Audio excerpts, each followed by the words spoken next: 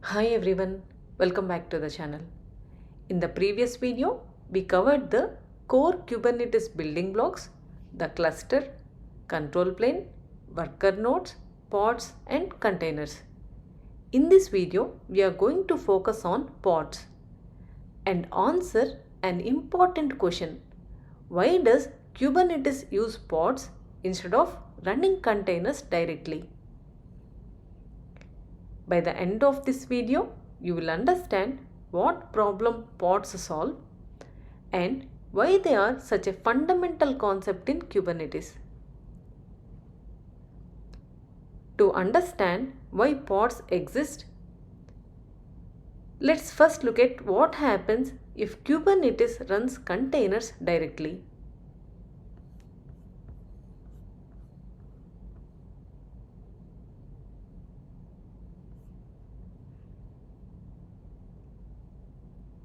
Here we have a worker node running two containers directly. These containers belong to the same application. One might be the main application and the other could be a helper container. However, Kubernetes sees these containers as separate units. There is nothing in this setup that tells Kubernetes that these containers should always run together. Kubernetes could restart one container without the other or manage them independently, even though they are supposed to work together. This makes it hard for Kubernetes to treat them as one application. Containers by themselves are not enough to represent a full application in Kubernetes. This is the problem that pods are designed to solve. Let's look at the next diagram.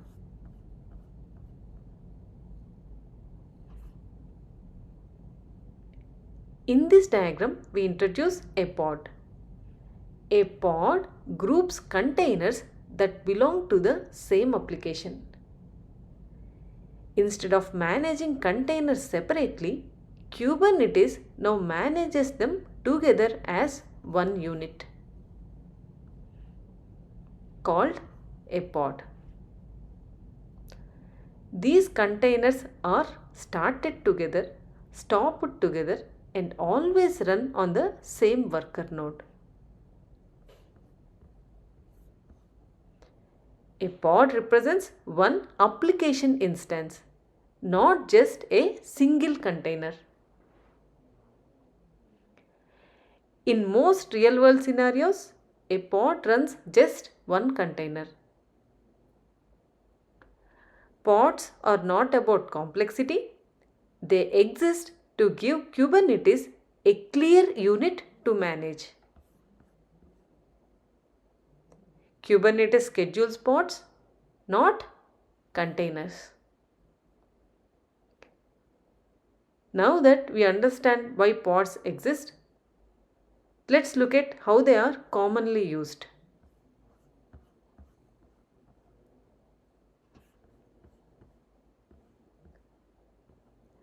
On the left, we see a pod running a single container. This is the most common and simplest case in Kubernetes. Even though there is only one container, Kubernetes still uses a pod because it provides a consistent unit to manage. On the right, we see a pod running multiple containers. These containers belong to the same application and need to work very closely together. Because they are in the same pod, they start together, stop together, and share the same environment.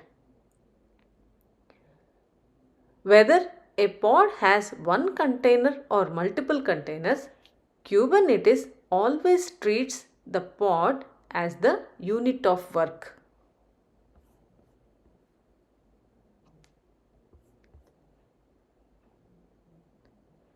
Let's quickly recap what we have learned in this video. Containers alone are not enough to represent a full application in Kubernetes. Kubernetes needs a way to group containers that belong together and manage them as one unit. That unit is called a pod. A pod represents one application instance, and Kubernetes schedules and manages pods, not containers.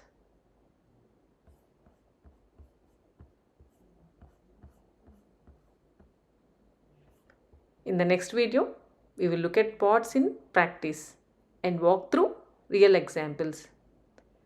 Thanks for watching, and I'll see you in the next one.